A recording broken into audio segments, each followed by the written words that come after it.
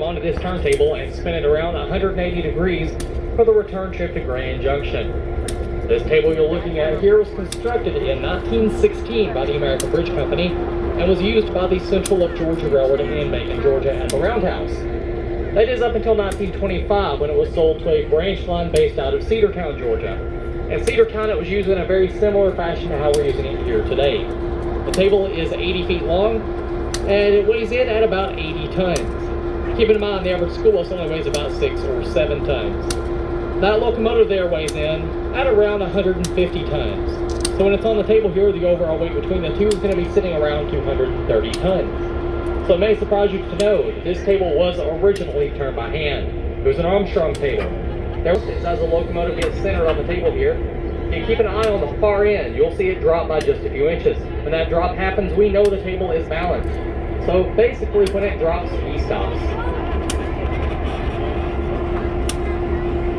The locomotive pulling our train today is the Nashville, Chattanooga, and St. Louis 710, built in 1950 by General Motors Electromotive Division, or EMD, for of course the Nashville, Chattanooga, and St. Louis Railway, more commonly known as the NC and St. L. It was built as a GP7, meaning it produced 1,500 horsepower, and that GP and GP7 meaning general purpose. It was designed for any service, freight passenger and switching service.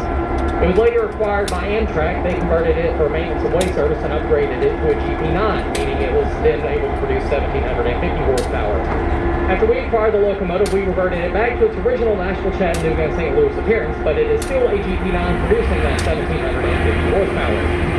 If you look up in the cab there, you'll see our engineer Ryan. He is responsible for operating this locomotive and getting us here and back safely today. So everyone go ahead and give him a wave. While these are commonly referred to as a diesel locomotive, the correct term for these engines is actually diesel electric.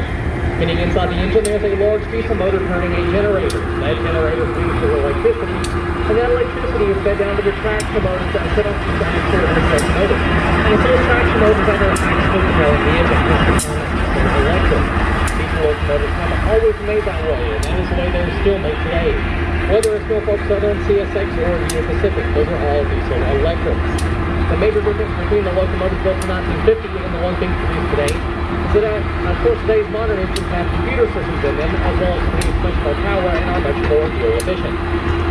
The reason these locomotives were going to replace the steam locomotive was for money. The steam locomotives were much more expensive all around to operate. For example, steam locomotives spent much more time down for repairs and maintenance, also required lots of money spent on lubricants for all those exterior moving parts on those locomotives. It also costs more on the crew because steam locomotives require a minimum of 2 crew members, while the diesel locomotives only need the 1. And then lastly, of course, the fuel on a steam locomotive is more expensive as well.